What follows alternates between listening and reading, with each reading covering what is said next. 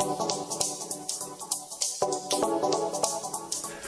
right, we are back. Thank you for joining us on the bright side, and welcome aboard your nutritional program dedicated to the understanding of the vast world of nutrition and nutritional supplementation.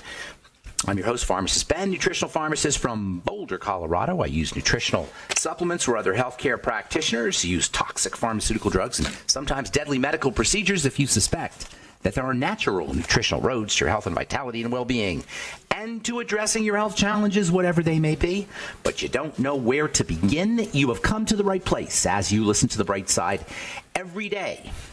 You are more and more in control of your body. You are more and more knowledgeable, and you know you can overcome any health challenge. That is why we are here every day on the bright side, helping clear up the sometimes confusing world of nutrition and nutritional supplementation. Over the last 32 years of practicing pharmacy, I have seen drug-free recoveries from diabetes, hypertension, obesity, skin diseases like psoriasis, eczema, rosacea, acne, digestive ailments, autoimmune issues of all kinds, recoveries that by the standards of modern medicine can only be called a miracle, but what is in the world of the body, what is in the world of biology, standard operating procedure. Because the human biological system is a healing system, it's a regenerating system. It is designed divinely to heal and renew itself on a moment-to-moment basis. And while some folks may call that healing, renewing, regenerating system a miracle, it really is just the way the body works. If you have questions about health, nutrition, prescription drugs, if you want to wean yourself off your meds and get on a good nutritional supplement program, we are here for you. On the bright side, we welcome your calls at 844-236-6010. If you have a comment or success story you'd like to share, if you have questions about formulations, ingredients, our Truth Skin Health products, which are all available at truthtreatments.com, pharmaceutical results without a prescription. All our Truth Treatment products were developed in my compounding pharmacy to heal the skin. And it turns out when you use topical products to heal the skin, beautification of the skin follows. In fact, all beauty is about health, and that's true about the outside of the body, and it's true about the inside of the body. To be beautiful, you got to be healthy. You can fake out beauty, but that's just that doesn't in the long run, that's not going to help you any.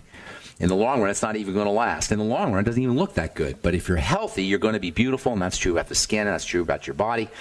You can find all our Truth Treatment products at truthtreatments.com, and you can find all the longevity products at brightsideben.com, pharmacistben.com, or criticalhealthnews.com. You can also call 866-735-2470, and don't forget to ask about joining the Brightside Ben team if you want to start a longevity business, or if you just want to get your products at the wholesale price. Call 866-735-2470, or head to brightsideben.com, pharmacistben.com, or criticalhealthnews.com. All right, got lines open for you, 844-236-6010. What'd you guys think of Susie Goodwin yesterday? And also, our guest on Monday, the Healthy Gut Girl. I wonder if you guys got on our website, healthygutgirl.com, or if you just have a comment about our guests or comment about anything, we do have lines open, 844-236-6010. I want to continue talking about sulfur, misunderstood but very important element, like all nutrients are misunderstood. Sulfur, by the way, is not sulfur. A lot of people get confused by, understandably confused. Sulfur sounds like sulfur, and a lot of people have problems with sulfur. But they think they have problems with sulfur because they sound the same. Sulfur is a drug. Sulfur is a medication. Sulfur is a type, a category of pharmaceuticals, part of pharmacology. Sulfur is an essential element. You can't have an allergy to an essential element. That's a fundamental rule of nutrition. You can't have an allergy to something that's essential. That's like having an allergy to air. You'd be in big trouble. So if you think you're allergic to vitamin C, or you think you're allergic to sulfur, you're not. You're not allergic to anything that's essential, whether it's a vitamin or an element, and sulfur is not sulfur. Anyway, sulfur is the 16th most abundant element on the periodic table. It is the 14th most abundant element in the Earth's crust, and it is the 7th most abundant element in our bodies. And that makes it really, really important. It's the heating element. We use it in the skincare world in detergents as sulfates.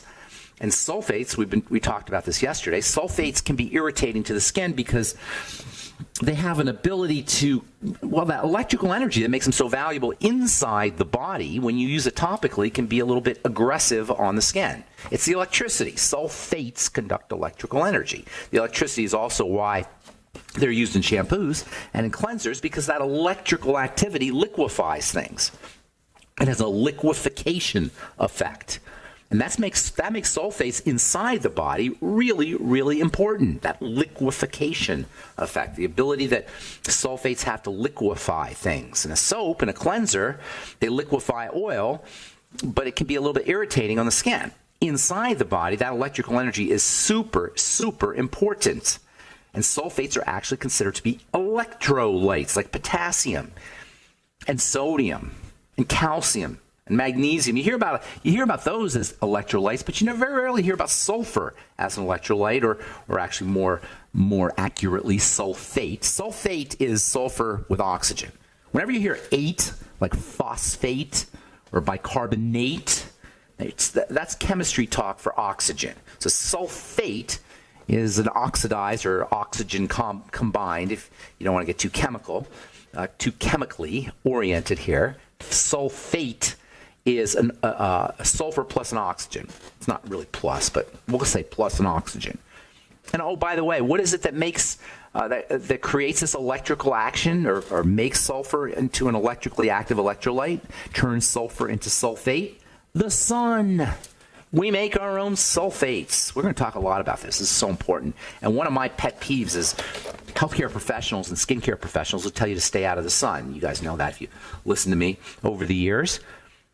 The sun is so darn important. Oh, but the sun can cause aging. No. If you're out in the sun too much. Oh, but the sun can cause cancer. No. If you're out in the sun too much, maybe. Burning. That's a problem with with half-truths and people who understand a little bit about how the body works. A little knowledge is a dangerous thing. Yeah, it's true. The sun can be a problem if you burn.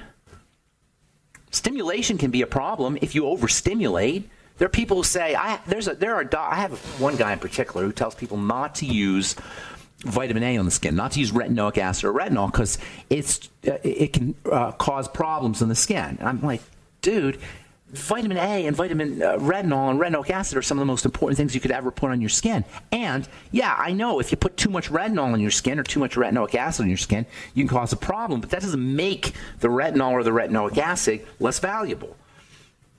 Just because something is stimulating like the sun doesn't mean it's a problem. It means you don't want to overstimulate. In the case of the sun, it helps us make sulfate, particularly vitamin D sulfate, which is the preferred form of vitamin D. Sulfates help things travel through the blood via that liquefaction effect. Anyway, sulfates are considered to be an electrolyte along with sodium, potassium, magnesium, chloride, and then two other eights, phosphate and bicarbonate. We're going to talk about bicarbonate later on. Super important, super misunderstood. Sodium bicarbonate and potassium bicarbonate. Think about it. Sodium bicarbonate is two electrolytes, and potassium bicarbonate is two electrolytes. If you take potassium bicarbonate supplements, you'll get bicarbonate and you'll get potassium, and you'll help your pancreas work. Bicarbonate being made in the pancreas. Electrolytes are like little chunks of electrical energy. It's kind of cool how that works. You get these little chunks of electrical energy. They travel through the blood, and they have all kinds of functions. Potassium, calcium, magnesium, sodium. There's 7 of them that I know of. There might be more. So, sodium, potassium, calcium, magnesium. Those are little ones. They're one atom. And then phosphate, bicarbonate, and it's phosphate, bicarbonate, and sulfate, of course. And those are multiple atoms. But anyway, they all do this. They all have this kind of ability to help electrical energy move around. That's how electrical energy moves around through the body. And they're especially important for contracting muscles and also for firing of nerve cells. That's why when you have a deficiency in electrolytes, you will cramp. This happens to athletes a lot because electrolytes are lost in the sweat.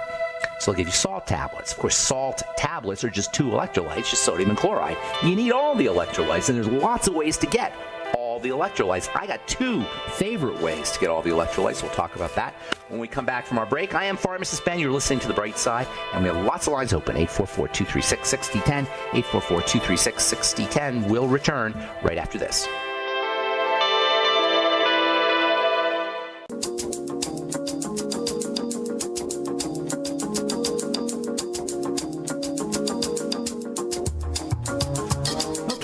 We are back on the bright side, 844-236-6010. Got lines open for you, 844-236-6010. If you want to purchase Truth Skin Health products, go to truthtreatments.com, truthtreatments.com. Pharmaceutical results without a prescription. High-performance products. People always ask me, are your products natural?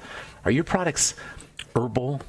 I only use all natural. But I don't do natural. I don't do herbal. That's not my thing. My thing is performance, making it happen. Making something happen on the skin without creating toxicity like a drug, but making something happen. And you don't need drugs to make stuff happen. That's the cool thing about nutrition, is nutrition makes things happen without drugs, makes things happen on the body, in the body, on the body without toxicity. That's what I discovered in my compounding pharmacy, is you can make skincare products that work like nutrients, that create changes in the skin without having to deal with drugs or without having to deal with medicine. They're high-performance products. That's what high performance is about. Performance, like a Lamborghini, like a Ferrari. Check out all our True Skin Health products, including our bundles, our acne bundle, our rosacea bundle. We have various bundles, discounted bundles, our Truth Trifecta system. They're all up at truthtreatments.com, truthtreatments.com. And then the longevity products at brightsideben.com, pharmacistben.com, and criticalhealthnews.com. We've got news stories and blog posts up. We just did another video. Jaunty Collier and myself posted another video at criticalhealthnews.com. This one on meditation, one of my favorite subjects. I said meditation is medication. Meditation is the best medication. If you're on medication, your number one health challenge should be to try to figure out how to wean yourself off of it. Let me say that again. That's so important. If you're on medication and you've been told by the doctor you're going to be on it the rest of your life for some kind of chronic health disease, chronic health challenge like psoriasis or hypertension or something that's not getting better, statin drug, your number one health goal needs to be to figure out how to wean yourself off your drugs. And that's why nutrition is so important. That's why exercise is so important. That's why breathing is so important.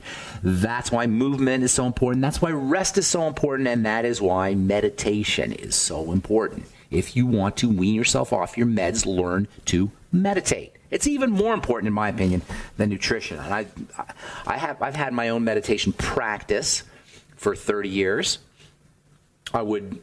It's like a vacation for your brain. It's a vacation for your mind. There's nothing spiritual about meditation. Oh, I shouldn't say that. There doesn't have to be anything spiritual about meditation. It could be strictly practical, getting yourself into an alpha brainwave state, getting yourself into a parasympathetic activation, and it's like a vacation for your mind. And there's lots of different ways to do it. So I've had my own personal practice. And by the way, the word practice, when you talk about meditation practice, it means you're practicing for life. The real meditation occurs in life. That's where your meditation practice is for. You practice 5 minutes a day, 10 minutes a day, once a day, twice a day. You practice by just sitting still, but the point to meditation is to have it in your life. So when the you-know-what hits the fan, you can go into an alpha state, or you can go into parasympathetic functioning quickly, boom, like that. That's where poise and grace under fire come from. Being able to get into an alpha state or a low beta state, brainwave state, a relaxed brainwave state, we'll say, or a relaxed neurological state, a parasympathetic state, when stress hits, to be able to hack into your body's neurology. That's what meditation is. It's a way to hack into your neurology, and that's why athletes meditate. Yes, the Oakland A's meditate as a team. Seattle Seahawks, NFL football team, meditate as a team. Phil Jackson, coach of the 4-time NBA champion coach, trained the Chicago Bulls to meditate. This is about performance. It's not about necessarily about spirituality. Of course, it's also can be very spiritual. Anyway, check out our video at criticalhealthnews.com, and we got lots of videos up, as well as articles and blog posts and the longevity products. All right, so sulfate, electrolytes, electrical energy, electricity travels through the blood in chunks and does lots of different things, particularly important for the nerves and for the muscles. If you're sweating, you're going to lose electrolytes, and that's where cramping comes from. That's why they give athletes sodium chloride, the salt tablets. But you need not just 2 electrolytes, you need all the electrolytes, and one of the best ways to do it is vegetable juice. This is one of the coolest things about veggie juices, even though they don't appear to have things like cucumbers and celery and bell pepper. It doesn't appear to have a lot of substance to it. It has lots of electrical energy. It has electrolytes, in addition to the structured water. Electrical energy structures water. So you get structured water and electrolytes in veggie juices. You'll get electrolytes in the Beyond Tangy Tangerine. This, in many ways, is why people get so many benefits from the BTT. Quick benefits within a day or so, because you're replacing your electrolytes, or in some cases, putting electrolytes into a system that hasn't had them. If you're subsisting on dead food, if you're subsisting on processed food, on hamburgers, on fast food, deep fried food, you're almost guaranteed to be electrolyte deficient. And you put electrolytes into the system and they go to work quickly. They're watery, they're electrical, they change the energy in the body, they change the electronics of the body pretty much instantly. That's why these electrolytes are so important. We're going to spend a lot of time talking about electrolytes. That's why electrolyte deficiency is so important. If you go to the hospital, you have food poisoning, or you have a heart attack, or you have some kind of emergency, and they put you in the gurney, what's the first thing they put in your blood? Electrolytes. So Beyond Tangy Tangerine, veggie juices, those are two powerful forms of electrolytes. All living foods or close to living foods are going to be good sources of electrolytes, and one of the most important of the electrolytes is sulfur electrolyte, which is not really sulfur, it's sulfates. Sulfates don't necessarily have a role to play in contraction and neurology like potassium and sodium. Nonetheless, sulfate is considered to be electrolytic, especially when it comes to facilitating the movement of steroids, especially DHEA, which you all heard of probably. DHEA sulfate is an active form of DHEA. Vitamin D sulfate is an active form of vitamin D. And cholesterol sulfate is the way cholesterol does its best work. In fact, making sure you're getting enough sulfate is one of the best things you could do if you got problems with your cholesterol. Sulfates also help the red blood cells move with greater facility through the bloodstream, and you're going to be hearing more and more about sulfur deficiency being a cause of heart disease, being a cause of strokes, being a cause of clots, because of sulfur's ability to help liquefy the blood and improve the movement of red blood cells. And yes, sulfur deficiency is a real deal. It's a real thing. Over the last 30, 40 years, as we've gone into even more, maybe 50 or 60 years, maybe even since the 1940s or 1950s, as we started to focus more and more on artificial phosphate fertilizers. The fertilizers we use today are enriched in phosphates. This is creating a big problem. And they're also low in sulfur. And sulfur is washed out from the soil pretty quickly. So sulfur deficiency is a real thing. And supplementing with sulfur in the form of MSM is probably a good idea for a lot of reasons. We're going to continue talking about sulfur, sulfate, the electrolytes, and I also want to talk about bicarbonate. So darn important. On our coming Bright Side episodes, got lines open, 844-236-6010. I'm Pharmacist Ben. Join me. Okay, we are back on the Bright Side. 844-236-6010 is our number, and we do have lines open at 844-236-6010. If you have questions about the longevity products or anything we're speaking about here today, sulfur, sulfates, sulfuric acid, you don't hear about it as much anymore, but I don't know, 10, 15 years ago, everybody was talking about acid rain. When they talk about acid rain, they're really talking about acid sulfate. Acid rain is sulfuric acid, and when sulfuric acid, which is a waste product of high-tech industrial processes, and the sulfuric acid comes out into the atmosphere, it rains sulfuric acid or acid sulfate. Sulfuric acid is acid sulfate. It's a type of sulfate, but it's acidic, and it totally messes up the soils. It makes the soils acidic and goes into the water supply and kills fish, goes into the rain, kills plants. That's not the same thing as sulfate. Sulfate in the soil is one of the ways the soil feeds the plants. Acid sulfate is a whole different animal. And so you got to be, you got to make that distinct. Chemistry, sometimes you got to make counterintuitive distinctions. Anyway, sulfur deficiency is very common. More and more you'll hear about sulfur deficiency and supplementing with sulfur and eating sulfur-containing foods, which are the foods that they tell you not to eat. Things like eggs and organ meats. Those are your sulfur-containing. Those have lots of sulfur in them anyway.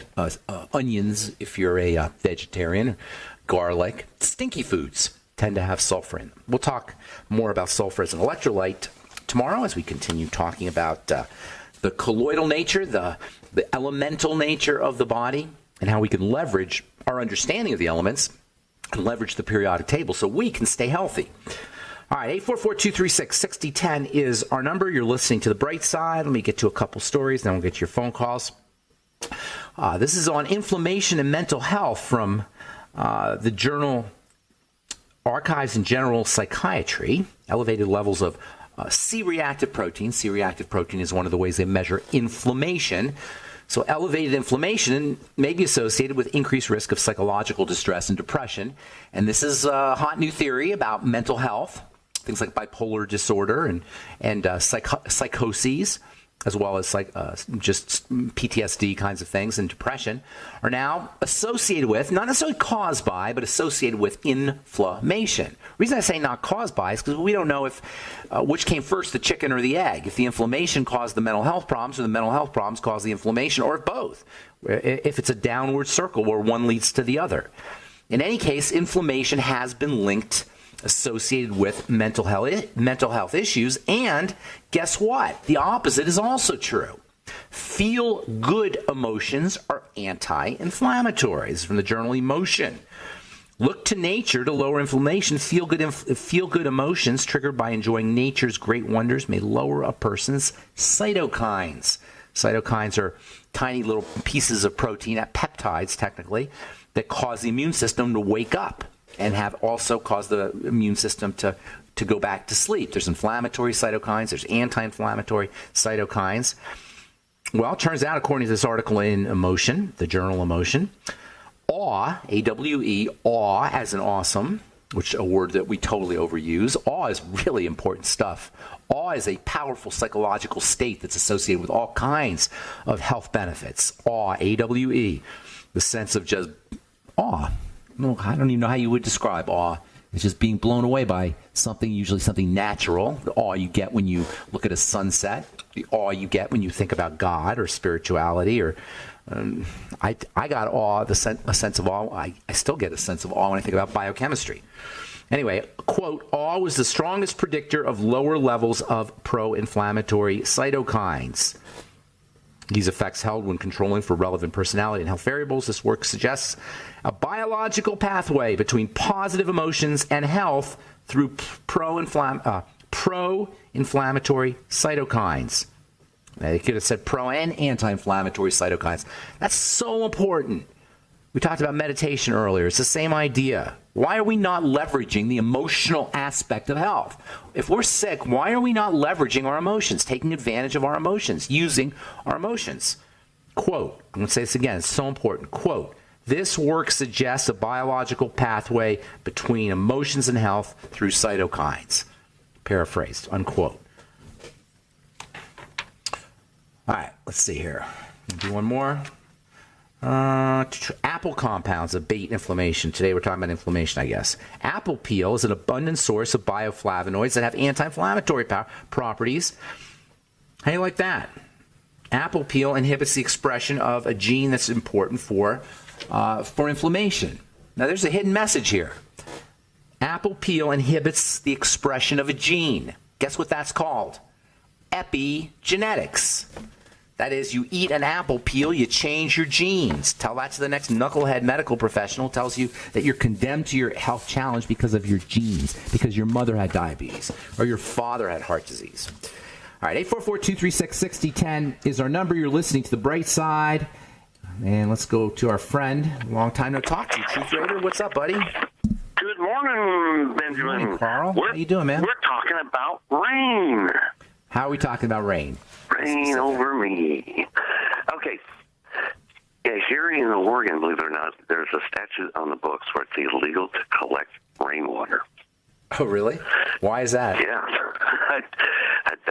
I'm thinking if people collect the rainwater in mass. Yeah, there won't be enough left for everybody? No, I think what they want to do is prevent people from selling that water. As water? Selling rainwater. Yeah, and bypassing the What? municipal system. That sounds I'm not bizarre. sure why. How old is that law? Is that like one of those laws from the 18th century or something, or the 19th century? Something, and at least maybe the past couple of decades, I heard there was a case about it. That a man was taking this rainwater, and he was collecting it, in a well in mass, in thousands and thousands of gallons or something of the rainwater, and I don't know what he was distributing it. But I want to find out from you, what is the difference between that and tap water and processed filtered water? Rainwater is distilled water. Rainwater is clean water, unless it has crap in it from, air pollution, from pollution. That's the problem. It should be clean water. It should be perfect water, technically. Sure. Because technically it's distilled. Sure. Is there micronutrients that we can't find anywhere else? No, not micronutrients. It's clean. It's distilled. Because think of how it happens. How does rainwater? How do you get rainwater? It's water that's solidified and evaporated. It's solid, then it evaporates into the atmosphere and it resolidifies. Right? I see. It's like a distilling type of thing. So it should be clean. Right. Problem is, as the rain drops through the sky, it picks up all the crap that's in the air. That's what acid rain is. So, theoretically, it should be clean. So, there's this thing called the water cycle where water evaporates as a gas, and then it goes into the clouds, and then it solidifies in the clouds, and then it comes down when the clouds get too full of this solid water. And so it's kind of got a distilling process it's going through. But the problem is, on the way down, it's picking up all the stuff that we're spewing out into the air. So, unfortunately, it's not as clean as it should be.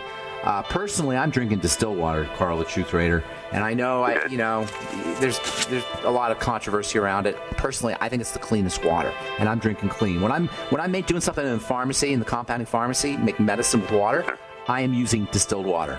So anyway, hang on a second, Carl. We'll finish up when we come back. Don't go away. I'm Pharmacist Ben. Got lines open. We'll be back after this.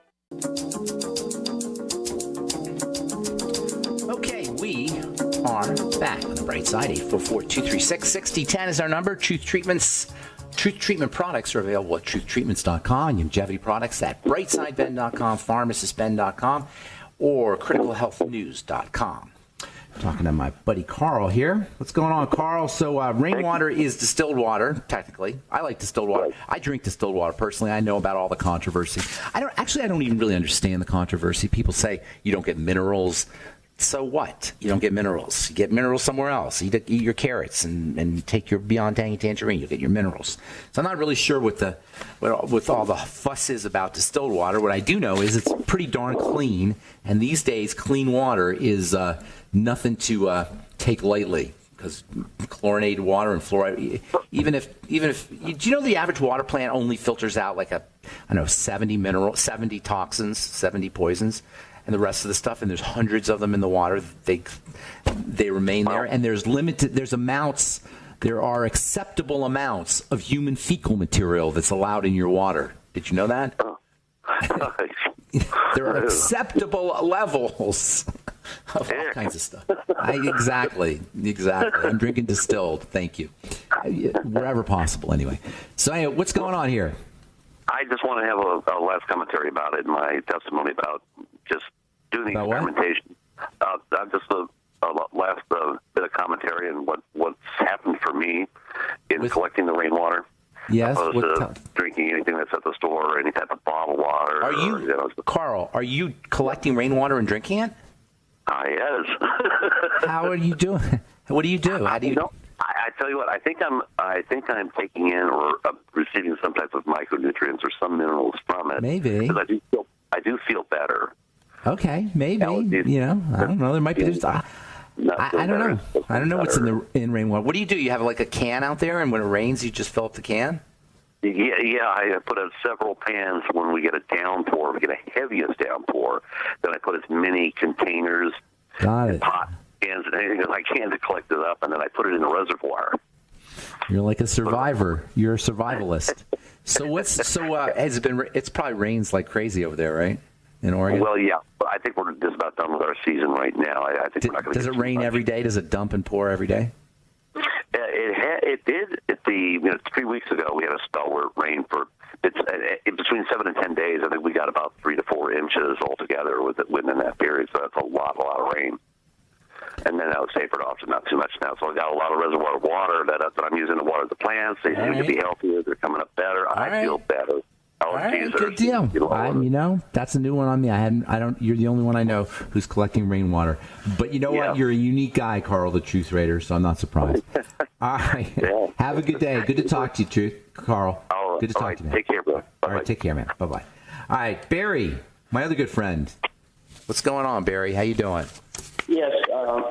So good morning. Yes. I wanted to ask about. Well, first, that statement you made about the apple peel. Can you repeat that also? There are elements in apple peel that have anti-inflammatory properties that downregulate inflammatory chemicals, peptides, at the genetic level. They act at the genetic level to turn off inflammation. And that's a powerful idea. That means that something as simple as an apple can control your genes. And that's the reason I bring that up, is because the standard medical dogma is that if you have diabetes, it's because your mother had it, or at least partially. It's because it's in your genes. You know what I'm saying? My mother had breast cancer. I had the breast cancer gene. And what I'm saying is there's a way that the body controls the genes. The genes are responsive to the environment, whether the environment is thought. They're responsive to the thought environment. They're responsive to the emotional environment. They're responsible to the nutritional environment. They're responsible to the toxic environment or toxicity in the environment. They're responsible to oxygen in the environment. And when I say the environment, I mean the blood and the fluids. So in other words, the genes are responsive to the environment, and that is a much more powerful way to look at things than our genes we're locked into our genetic destiny because it's in our genes, because of our parents and our grandparents, etc. And you hear that all the time. You know what I'm saying? We want to focus on our locus of control. You don't have a locus of control over your grandmother, but you have a locus of control over the apples you eat, or the sugar you ingest, or the McDonald's you're putting in your mouth. We have areas where we can control our genetics. That's so powerful, because we're all told when we hear about genes, we're all told we don't have control over our genetics. That's the very essence of the whole genetic theory, is that we don't have control over it. Epigenetics, which Dr. Wallach's been talking about for years, and I learned about in pharmacy school in the 80s. I learned about epigenetics, so I knew about it back then. Epigenetics represents a major leverage point for taking care of our health that we don't get told, or we don't get taught. And we should be. Our doctors, i.e. teachers, that's what a doctor is supposed to be, should be talking to us about epigenetics, our locus of control over our genes and ultimately over our bodies. So that was what I was saying about apple peel. Not so much that you need to eat apple peel, although it's probably a good idea. In fact, it's always a good idea to eat the peels, because that's where the medicine is for the most part. There's some good medicine in certain pulps, especially colored pulps like red in pumpkin. But the really powerful medicine is going to be in the peels. And how many times do you see people peel the apple, throw out the good stuff, and then eat the pulp, which is the sugar in the inside? Anyway, what's going on, my friend? How can we help you? Yes. One more question, if I'm allowed. I have a lot of friends who getting into this intermittent fasting. What exactly is that, and why is it supposed to be so beneficial? It might be the most powerful. Well, I don't want to say it. There's a lot of most powerful tools. Intermittent fasting is a powerful tool. Leave it at that. For weight loss, for energy, for longevity, for blood sugar problems, for Alzheimer's disease, for bodybuilders and weightlifters, for anybody who's deteriorating. It's just a powerful way to tell the body that it better work. See, the body is economical. The brain is economical. The blood vessels or the muscles are economical. The body isn't going to expend energy unless it thinks it has to.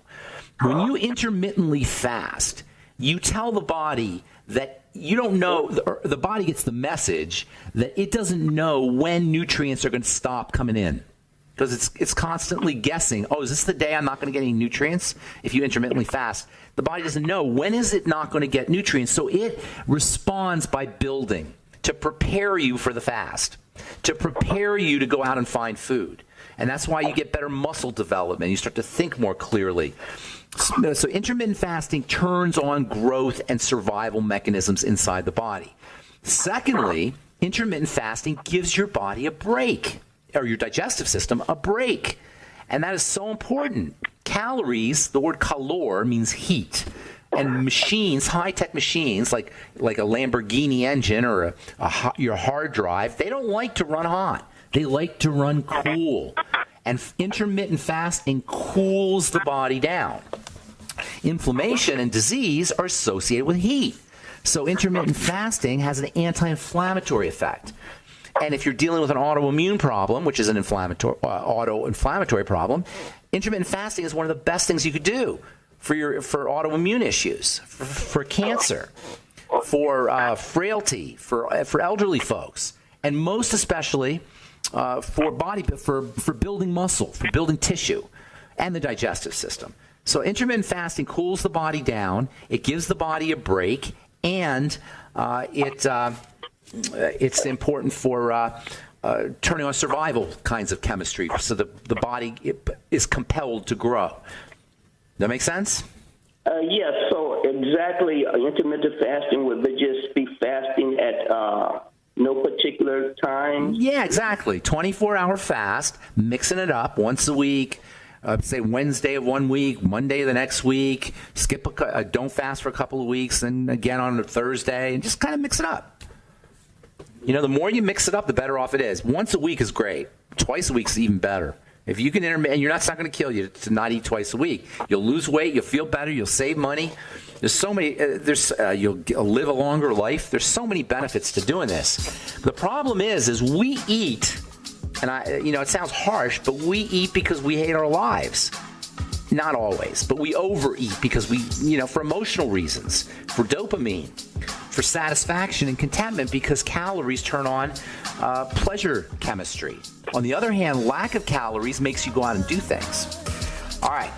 Thank you, Barry. Appreciate you bringing that up, and thanks for your call, and thank you to everyone out there for listening to The Bright Side. I appreciate all you guys, and thanks for the love and support as well. Check out our websites, brightsideben.com, pharmacistben.com, and criticalhealthnews.com for lots of good health information and the longevity products. And don't forget to go to truthtreatments.com for all our Truth Skin Health products. Thanks for listening. I'm Pharmacist Ben. Have a wonderful, beautiful, awesome, spectacular day. We'll talk to y'all later. Bye for now.